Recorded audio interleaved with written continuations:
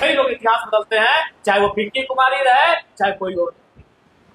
इसलिए अपनी परिस्थिति से शिकायत मत कीजिएगा, अपने हालात से शिकायत मत कीजिएगा।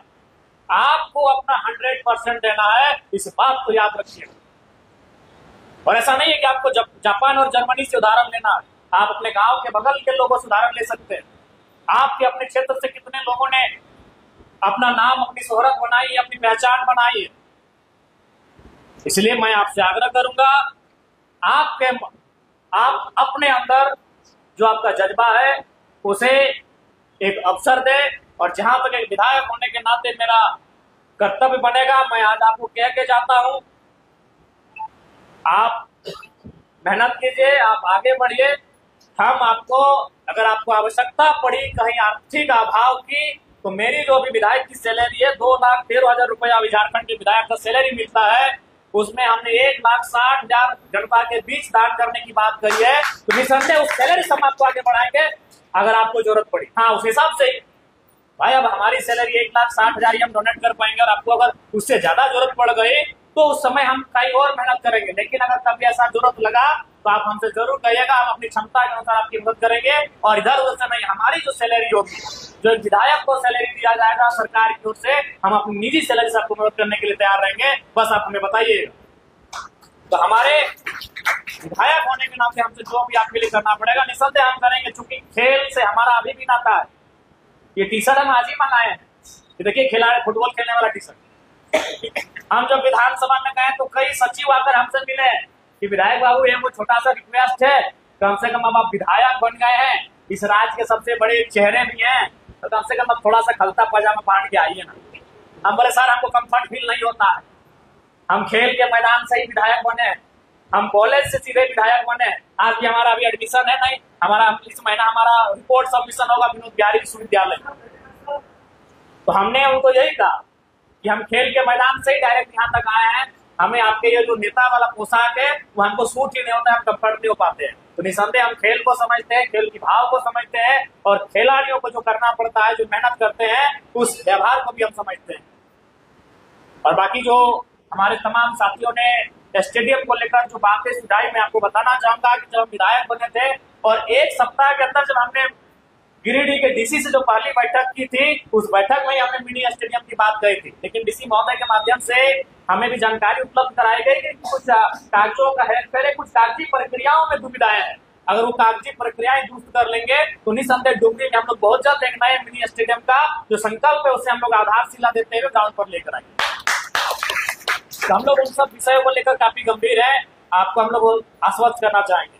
क्योंकि समय का अभाव है और बाकी सभी ने जो बातें कहना था कहा। पुनः जो हमारी बहन पिंकी कुमारी आज एक सुदूर गांव से चलकर आई है, और हम आशा करते हैं कि पिंकी डुमरी के साथ साथ एक लड़कियों के लिए एक प्लेटफॉर्म बनेगी। क्योंकि आज का जो परिवेश है, हालांकि ये बातें हमें नहीं कहनी चाहिए, लेकिन थोड़ा सा हम कहें कि आज आप सुनते होंगे कि कोई घर की बहन या कोई लड़की कहीं चली गई तो उससे क्या होता है, उसका प्रभाव समाज में पड़ता है। और कोई अगर लड़की घर से बाहर जाकर पढ़ाई करना चाहती है तो उसका दरवाजा बंद हो जाता है। लेकिन पिंकी ने जो प्रयास किया है, ये अगर ये जितना सफल होगी उतना गांव भर की लड़कियों का दरवाजा बाहर आने के लिए खुलेगा। अगर पिंकी जितना सफल होगी, पिंकी का कदम जितना ऊपर तक बढ़ेगा, याद रखेगा पिंकी जैसी हजारों पिंकी अपने घर से, अपने माता पिता की जो चार दीवारी है, जहां लोग ये संकीर्ण सोच रखे हैं कि लड़की है कुछ हो जाएगा, दुनिया ठीक नहीं है, माहौल खराब चल रहा है, दुनिया ठीक नहीं है, लोग ठीक नहीं है, तो उसको अब क्या करते हैं कि जितना जल्दी हुआ ब्याह करके इसको विदाई करें। तो उस व्यवस्था को भी पिंकी जैसी बहन जब मजबूती के साथ समाज इस पुरुषवादी व्यवस्था में अपने आप को स्थापित करती जाएगी, बाकी जो लड़कियां हैं उनके जो सपने हैं, उनके जो हौसले हैं, उनको एक ताकत मिलने का काम होगा। तो इसलिए पिंकी पर केवल पिंकी की जिम्मेवारी नहीं है, पिंकी पर हजारों लड़कियों की जिम्मेवारी है जो अपने घर से बाहर आना चाहती है, अपने आंगन से बाहर आना चाहती है कुछ करने के लिए, लेकिन समाज की बंदिशें उसे बांध कर रख देती है, क्योंकि उसे कल अखबार में पता चलता है कि एक बहन किसी और के साथ बम्बई फरार हो गई। उस घटना से तब समाज का मन विचलित होता है, उस घटना से माता पिता का मन विचलित होता है और अपनी बेटी को चाहते हैं कि भाई से अब घर नहीं रखा जाए, दुनिया ठीक नहीं। तो उस स्थिति को, उस आचरण को, उस व्यवहार को भी पिंकी जैसी बहनें जो बैठी है ये बदलने का काम करेंगी। इनके लिए हम आपको शुभकामनाएं देते हैं कि आप मजबूती के साथ अपने लक्ष्य को निर्धारित करके आगे बढ़िए। आपके व्यवहार के साथ, आपके कार्यों के साथ, आपके कदमों के साथ हजारों बहनों के कदम ताल हैं, इस बात को आप लोग याद रखिएगा। पुनः आज के इस सम्मान समारोह में, आज इस विदाई समारोह में, विदाई यानी आज को हम बड़े स्तर के लिए विदाई दे रहे हैं। इस कार्यक्रम में उपस्थित सभी आगंतुकों, माननीय सदस्यों, सम्मानित जनप्रतिनिधिगणों, इस अकादमी के तमाम ट्रेनर, जिनके माध्यम से आज डुमरी जैसे सुदूरवर्ती ग्रामीण क्षेत्रों में यहाँ की युवतियां, यहाँ के नौजवान आंखों में बड़े सपने संजो रहे हैं, आप सभी को धन्यवाद देते हैं। पुनः आज के इस कार्यक्रम में पिंकी बहन के उज्जवल भविष्य की कामना करते हैं और निसंदेह पिंकी, जहां आपको आवश्यकता पड़े, आप अभी दूसरे प्रदेश में जा रहे हैं ना, उस दूसरे प्रदेश में आसाम में जा रहे हैं, आसाम में आपको लगे वहां कोई भी असुविधा लगे या फिर आपको कहीं भी आर्थिक अभाव लगे, आप बेशक हमें फोन कीजिएगा। आपका फोन कटने के आधा घंटे के बाद हमारी हैसियत के अनुसार आपको सहयोग आसाम पहुंच जाएगा। जो हमारी क्षमता है, जो हमारी हैसियत है, क्योंकि हम ऐसा सपना नहीं दिखा पाएंगे जिसको हम पूरा करने में आपका सहयोग ना कर सके, लेकिन हम जितना कर सके उस बात को डंके की चोट पर कहते हैं। आपको लगे हमारी जरूरत, आपको वहाँ कोई खेल के सामान की आवश्यकता पड़े और आपको पैसे घट जाए, आपको हॉस्टल में रहने के लिए अगर पैसे घट जाए, आपको खान पान का सामग्री लेने में पैसे घट जाए, आप निसंदेह याद रखिएगा आपका फोन कटेगा। और ऐसा नहीं कि तुरंत आधा घंटा समय लगेगा, क्योंकि हम भी फोन पे नहीं चलाते हैं। आपको वहाँ ट्रांजेक्शन हमको फोन पे से करना होगा, हम किसी के माध्यम से आपको आधा घंटा, पौन घंटा, 1 घंटा में जरूर करेंगे। ये आपको तमाम लोगों के सामने हम वचन देकर जा रहे हैं, लेकिन अपनी क्षमता, अपनी हैसियत के अनुसार करेंगे, इस बात को क्या तो कहेंगे।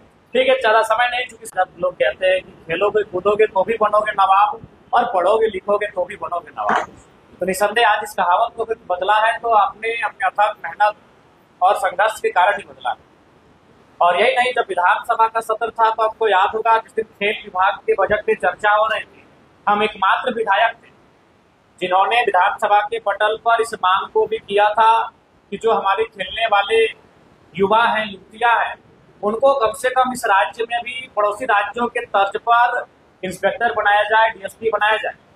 बाकी जो राज्य है वहां अगर कोई बढ़िया स्टेट लेवल का खिलाड़ी आता है, देश लेवल का खिलाड़ी आता है, तो उन्हें राज्य की जो सरकार है डीएसपी बनाती है, किसी को इंस्पेक्टर बनाती है, लेकिन हमारे यहाँ मात्र एक हवलदार बनाती है।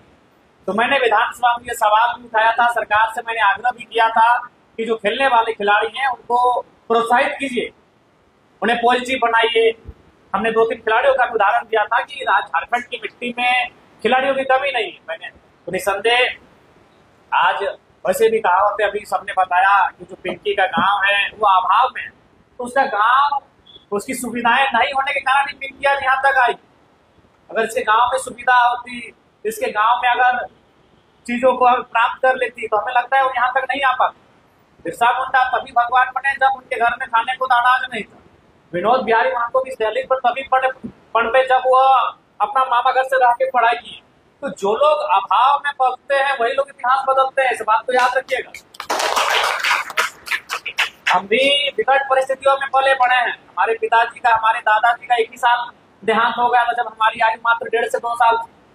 हम भी अभाव में पल के पढ़ के यहाँ तक आए। हमेशा इस बात को याद रखिएगा। आप सचिन तेंदुलकर को जानते हैं, आप उनके बेटे अर्जुन तेंदुलकर को भी जानते हैं, क्या सुविधा मिली होगी आपको भी मालूम है। लेकिन आज जो वैभव सूर्यवंशी ने जो कमाल किया, अर्जुन तेंदुलकर 4 बार भी जन्म लेगा तो नहीं कर सकता। स्वभाव में कभी काम नहीं होता प्यारे बच्चों, हमेशा याद रखिएगा। जो लोग अभाव में पढ़ते हैं, जो लोग अभाव में बढ़ते हैं, वही इतिहास बदलते हैं। सुनील गावस्कर के बेटे रोहन गावस्कर को हमने देखा, 2 क्रिकेट मैच खेले, टाइम मिस हो गया, वो सुनील गावस्कर के बेटे थे।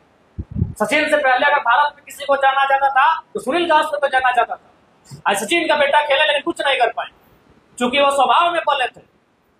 क्या उनके पास कोई फैसिलिटी की कमी थी? वो चाहते तो अपने छत में ग्राउंड बना सकते थे, हर प्रकार की सुविधा को अपने छत में ला सकते थे। अब वो सचिन के बेटे थे, लेकिन आज कमाल किसने दिखाया?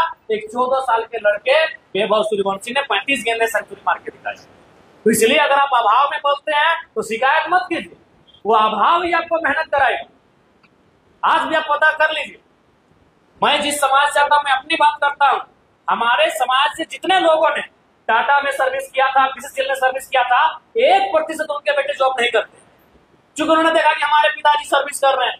हमारे तो कई साथी ऐसे हैं जिनका पॉलिटेक्निक में सिलेक्शन हुआ था, सैलरी था 22,000, बोला पप्पा ये 48,000 महीना 22,000 सैलरी कर। तो याद रखिएगा, स्वभाव में इतिहास बदलने वाला